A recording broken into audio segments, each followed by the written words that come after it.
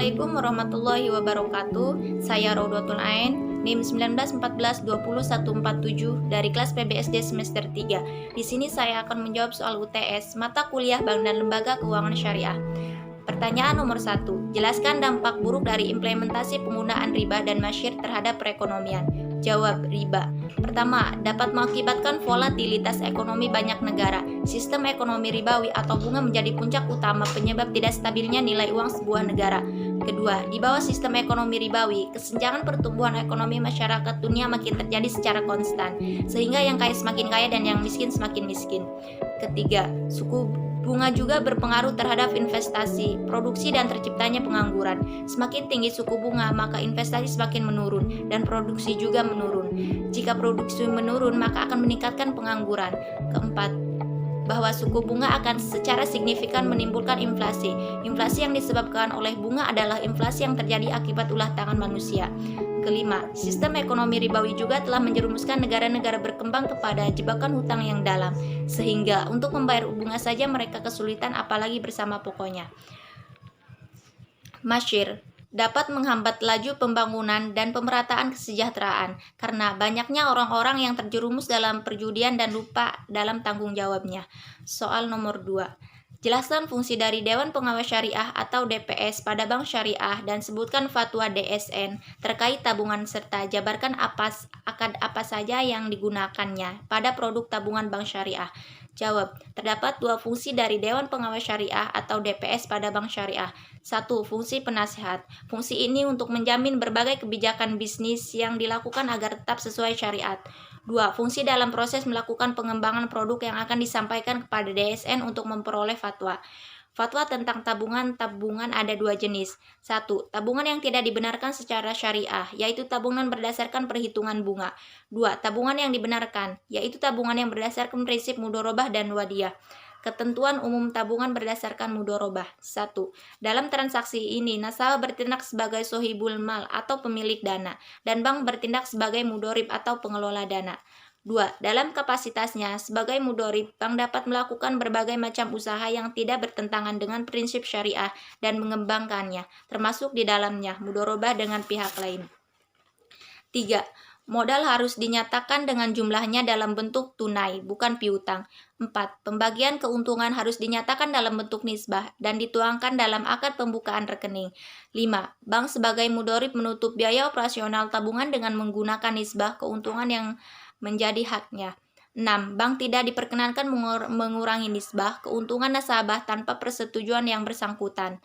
Ketentuan umum tabungan berdasarkan wadiyah. 1. Bersifat simpanan. 2.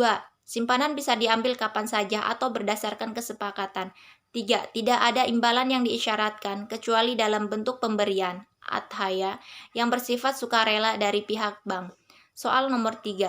Jelaskan mengenai kendala pengembangan Baitul Mal wat Tamwil atau BMT. Jawab, 1. Akumulasi kebutuhan dana masyarakat belum bisa dipenuhi oleh BMT. Hal ini yang menjadikan nilai pembiayaan dan jangka waktu pembayaran kewajiban dari nasabah cukup cepat, dan belum tentu pembiayaan yang diberikan BMT cukup memadai untuk modal usaha masyarakat. 2. Walaupun keberadaan BMT cukup dikenal, tapi masih banyak masyarakat berhubungan dengan rentenir. Hal ini disebabkan masyarakat membutuhkan pemenuhan dana yang memadai dan pelayanan yang cepat. Walaupun ia membayar bunga yang cukup tinggi, ternyata ada beberapa daerah yang terdapat BMT masih ada rentenirnya. Artinya, BMT belum mampu memberikan pelayanan yang memadai dalam jumlah dana dan waktu. 3. BMT lebih cenderung menjadi Baitul Tamwil daripada Baitul Mal, di mana lebih banyak menghimpun dana yang digunakan untuk bisnis daripada untuk mengelola zakat, infak, dan sodako. 4. Pengetahuan pengelola BMT sangat mempengaruhi BMT tersebut dalam menangkap masalah-masalah ekonomi yang terjadi di tengah-tengah masyarakat, sehingga menyebabkan dinamisasi dan inovasi BMT tersebut kurang. Soal nomor 4. Sebutkan perbedaan antara asuransi konvensional dan asuransi syariah. 1. Prinsip asuransi syariah adalah takafuli atau tolong-menolong, sedangkan prinsip asuransi konvensional adalah tadabuli atau jual-beli antara nasabah dengan perusahaan.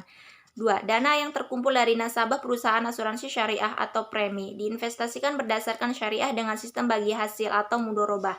Sedangkan pada asuransi konvensional, investasi dana dilakukan pada sembarang sektor dengan sistem bunga.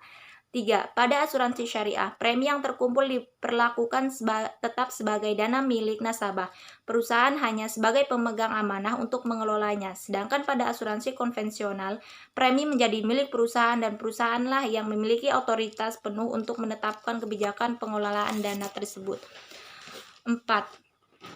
Untuk kepentingan pembayaran klaim nasabah dalam asuransi syariah, dana diambil dari rekening tabarruk seluruh peserta yang sudah diikhlaskan untuk keperluan tolong-menolong bila ada peserta terkena musibah. Sedangkan dalam asuransi konvensional, dana pembayaran klaim dari rekening milik perusahaan.